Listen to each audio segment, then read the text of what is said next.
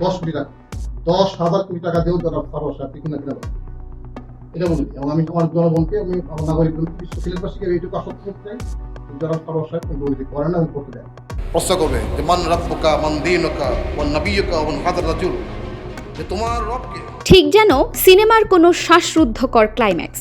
ঢাকার হজরত শাহজালাল আন্তর্জাতিক বিমানবন্দরের রানওয়েতে তখন বিমান প্রস্তুত, আর মাত্র কয়েক মিনিট তারপরেই ফ্লাইটে চড়বেন সিলেটের নবনিযুক্ত জেলা প্রশাসক মোহাম্মদ রেজাউল হাসান। নিজের নতুন কর্মস্থলের উদ্দেশ্যে রওনা হওয়ার ঠিক পূর্ব মুহূর্তে হঠাৎ করে ধেয়ে এলো এক অদৃশ্য, গোপন এবং অলঙ্ঘনীয় লাল সংকেত। সরকারের একেবারে উচ্চ পর্যায়ের এক নাটকীয় এবং আকস্মিক নির্দেশে তাকে রানওয়ে থেকে আক্ষরিক অর্থেই ফিরিয়ে নেওয়া হলো। বাংলাদেশের প্রশাসনিক ইতিহাসে এমন এক বিরল, নজিরবিহীন এবং অভূতপূর্ব দৃশ্যের অবতারণা এর আগে খুব একটা দেখা যায়নি। আর ঠিক এই ঘটনার পর থেকেই সিলেটের পুণ্যভূমি থেকে শুরু করে খোদ সচিবালয়ের করিডোর পর্যন্ত তৈরি হয়েছে এক রুদ্ধশ্বাস মনস্তাত্ত্বিক উত্তেজনা। সুপ্রিয় দর্শক, বাংলা ভাইরাল 24-এর আজকের এই বিশেষ এক্সক্লুসিভ রিপোর্টে আপনাকে স্বাগতম। কিন্তু প্রশ্ন হচ্ছে, কে সেই অদৃশ্য শক্তি, বা কি এমন সমীকরণ তৈরি হলো যার কারণে খোদ জেলা প্রশাসককে মাঝপথ থেকে বিমানবন্দর থেকে ফিরিয়ে নিতে বাধ্য হলো ঢাকা? এর নেপথ্যে কি লুকিয়ে আছে সিলেটের পুণ্যভূমির এক সাহসী আমলার বিদায় বনাম জাগ্রত জনতার অভাবনীয় প্রতিরোধ, নাকি পর্দার আড়ালে সচিবালয়ের নীতি নির্ধারকেরা খেলছেন অন্য কোনো দাবার চাল? বিমানবন্দর থেকে ডিসি ফিরে যাওয়ার এই রোমাঞ্চকর প্রশাসনিক থ্রিলার এবং সিলেটের হজরত শাহজালাল রহমতুল্লাহ আলাইহির মাজারের দান বাক্সের সেই রুদ্ধশ্বাস সত্যটি আজ খুব কাছ থেকে ডিকোড করব আমরা। পুরো ঘটনাটি জানতে ভিডিওটি শেষ পর্যন্ত না টেনে আমাদের সাথেই থাকুন। দর্শক, এই প্রশাসনিক নাটকের জট খুলতে হলে আমাদের একটু পেছনের টাইমলাইনে ফিরে তাকাতে হবে। গত 21 জুনের সেই আকস্মিক সরকারি আদেশের দিকে চোখ রাখতে হবে। সেদিন হুট করেই এক প্রজ্ঞাপনে সিলেটের তৎকালীন অত্যন্ত জনপ্রিয় ডিসি মোহাম্মদ সারোয়ার আলমকে প্রত্যাহার করা হয়।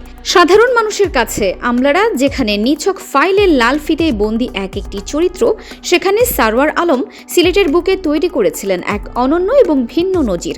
আর তার এই বিপুল জনপ্রিয়তার মূল কেন্দ্রবিন্দুতে ছিল সিলেটের হজরত শাহজালাল রহমতুল্লাহ আলাইহির পবিত্র মাজার। পর্দার আড়ালের আসল খবর হলো, বিগত বহু বছর ধরে এই পবিত্র মাজারের কোটি কোটি টাকার দানবাক্সের হিসাব এবং এর অভ্যন্তরীণ ব্যবস্থাপনা ছিল অত্যন্ত প্রভাবশালী এবং অদৃশ্য এক মহলের নিয়ন্ত্রণে, যেখানে কোনো স্বচ্ছতা ছিল না সাধারণ মানুষের বুক ভরা ভক্তি আর ভালোবাসায় দান করা অর্থের সঠিক হিসাবের হদিস। কোটি কোটি টাকা বছরের পর বছর ধরে কোথায় যেত, কিভাবে খরচ হতো, তা নিয়ে কথা বলার সাহস কারও ছিল না। কিন্তু ডিসি সারোয়ার আলম দায়িত্ব নেওয়ার পর কোনো রাজনৈতিক চাপ, কোনো রাঘব বলের চোখ রাঙানি কিংবা অদৃশ্য শক্তির লবিংকে তোয়াক্কা করলেন না। তিনি সরাসরি হাত দিলেন সেই স্পর্শকাতর দানবাক্সের চাবিতে। তিনি মাজারের হিসাব এবং সার্বিক ব্যবস্থাপনায় শতভাগ স্বচ্ছতা আনার এক অত্যন্ত সাহসী, ঐতিহাসিক এবং বৈপ্লবিক পদক্ষেপ গ্রহণ করলেন। দিনের আলোতে সবার সামনে মাজারের সিন্দুক খুলে কোটি কোটি টাকা গণনার ব্যবস্থা করলেন তিনি। আর ঠিক এখানেই স্বার্থে আঘাত লাগলো পর্দার আড়ালের সেই মাফিয়া চক্রের। তাদের সুদূর প্রসারী লবিং এবং প্রশাসনিক চাপের কারণে অবশেষে গত 21 জুন হঠাৎ করেই সারোয়ার আলমকে প্রত্যাহারের আদেশ জারি করতে বাধ্য হয় প্রশাসন। তবে এই স্বার্থান্বেষী মাফিয়া মহল একটি বিষয়ে হিসাব করতে মস্ত বড় ভুল করেছিল। 24 পরবর্তী নতুন বাংলাদেশের জাগ্রত জনতা এখন আর কোনো অন্যায় মুখ বুজে সইতে রাজি নয়। সারোয়ার আলমের এই আকস্মিক প্রত্যাহারের সিদ্ধান্ত সিলেটবাসী এক বিন্দুও মেনে নিতে পারেনি। এর প্রতিবাদে সিলেটের পুণ্যভূমিতে শুরু হয় এক নজিরবিহীন গণবিক্ষোভ। বিভিন্ন সামাজিক, সাংস্কৃতিক এবং নাগরিক সংগঠন টানা 1 সপ্তাহ ধরে রাজপথে নেমে তীব্র আন্দোলন কর্মসূচি পালন করতে থাকে। বাংলাদেশের আমলাতান্ত্রিক ইতিহাসে কোনো একজন জেলা প্রশাসকের বদলি বাতিলের দাবিতে সাধারণ মানুষ যেভাবে স্বতঃস্ফূর্তভাবে দিনের পর দিন রাজপথ কাঁপিয়েছে, তা আক্ষরিক অর্থেই এক বিরল, ঐতিহাসিক এবং চোখ কপালে তোলার মতো ঘটনা। সিলেটের গণমাধ্যমের এই তীব্র ক্ষোভের আগুন যখন ভেতরে ভেতরে উত্তপ্ত হচ্ছিল, ঠিক তখনই ঢাকা থেকে সিলেটের নতুন ডিসি হিসেবে নিয়োগ দেওয়া হয় মোহাম্মদ রেজাউল হাসানকে। গত বৃহস্পতিবার বিকেলে তার সিলেটে এসে আনুষ্ঠানিকভাবে দায়িত্বভার গ্রহণের সমস্ত প্রোটোকলও চূড়ান্ত ছিল। কিন্তু বিধিবাম জনতার শক্তির কাছে যে শেষ পর্যন্ত সব লবিং ধূলিসাৎ হতে বাধ্য, তার প্রমাণ মিলল পরবর্তী কয়েক ঘন্টার মধ্যেই। নতুন ডিসি যখন ঢাকার হজরত শাহজালাল আন্তর্জাতিক বিমানবন্দরে পৌঁছে ফ্লাইটে ওঠার চূড়ান্ত প্রস্তুতি নিচ্ছেন, ঠিক তখনই সরকারের সর্বোচ্চ কমান্ড থেকে আসে সেই অমোঘ নির্দেশ, আপাতত সিলেট যাওয়া স্থগিত, ঢাকাতেই ফিরে আসুন। প্রশাসনিক বিশ্লেষকরা বলছেন, এই একটি মাত্র ঘটনা আসলে কোনো সাধারণ ঘটনা নয়। এটি প্রমাণ করে নতুন বাংলাদেশের বর্তমান সরকার এবং এর নীতি নির্ধারক তারেক রহমানের জনমতের শক্তিকে কতটা গুরুত্বের সাথে বিবেচনা করছেন। মাজারের দান বাক্সের সেই অদৃশ্য মাফিয়ারা হয়তো ভেবেছিল সচিবালয়ের কিছু ফাইল নাড়িয়ে তারা জয়ী হয়ে গেছে, কিন্তু সিলেটের কোটি মানুষের রাজপথের হুঙ্কার এবং জামায়াতে ইসলামের সংসদ সদস্যদের তীব্র প্রতিবাদ শেষ পর্যন্ত ঢাকার নীতি নির্ধারকদের বাধ্য করেছে তাদের সিদ্ধান্ত পুনর্বিবেচনা করতে। আর এই সিদ্ধান্ত পুনর্বিবেচনার ক্ষেত্রে সবচেয়ে বড় এবং কার্যকর ভূমিকা পালন করেছেন তারেক রহমান নিজে। বিশ্বস্ত সূত্রে শোনা যাচ্ছে, চীন সফর শেষ করেই তারেক রহমান ডিসি সারোয়ার আলমকে তার নিজের কার্যালয়ে ডেকে পাঠিয়েছেন এবং পুরো ঘটনার আদ্যপান্ত নিজে শুনেছেন। সবকিছু শোনার পর সিন্ডিকেটের কালো থাবা থেকে সিলেটবাসীকে এবং পবিত্র মাজারকে রক্ষায় তিনি নিজের সচিবালয়ে কঠোর নির্দেশ দিয়েছেন, যাতে এই বদলির বিষয়টি আবারও গুরুত্বের সাথে তদন্ত করে পুনর্বিবেচনা করা হয়। এখন সামাজিক যোগাযোগ মাধ্যম থেকে শুরু করে সিলেটের সচেতন মহলে একটাই গুঞ্জন তীব্র থেকে তীব্রতর হচ্ছে, তাহলে কি বিদায়ী এবং জনবান্ধব ডিসি মোহাম্মদ সারোয়ার আলমকেই পুনরায় সিলেটের ডিসি হিসেবে ফিরিয়ে আনা হচ্ছে? নেটিজেনদের এক বিশাল অংশ ইতোমধ্যে সারোয়ার আলমের ফেরার পক্ষে এক অভূতপূর্ব এবং জোরালো জনমত তৈরি করে ফেলেছেন। তাদের দাবি পরিষ্কার, যে সৎ অফিসার মাজারের সিন্ডিকেট ভাঙার সাহস দেখিয়েছেন তাকেই আবারও সিলেটের প্রশাসনিক চাবি বুঝিয়ে দিতেই হবে।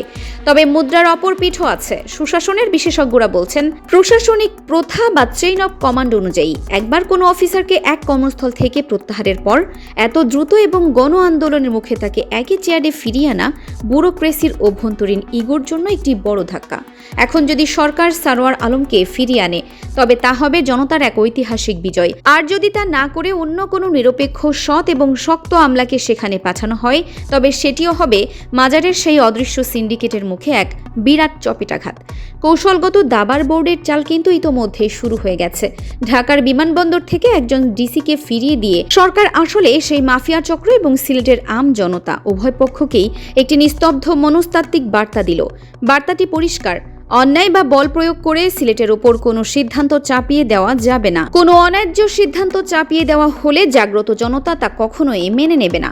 আপাতত নতুন জেলা প্রশাসক হিসেবে সিলেটের রাজকীয় চেয়ারে কে গিয়ে বসতে যাচ্ছেন? সারোয়ার আলমকে ঘিরেই কি কোনো নতুন চমকপ্রদ ঘোষণা আসে, নাকি অন্য কিছু ঘটে? সেই দিকেই চাতক পাখির মতো তাকিয়ে আছেন গোটা সিলেটবাসী। ক্ষমতার এই রুদ্ধশ্বাস দাবার বোর্ডে জনতার আবেগ বনাম পর্দার আড়ালের মাজার সিন্ডিকেটের এই লড়াইয়ে শেষ হাসি কে হাসে, এখন সেটাই দেখার বিষয়।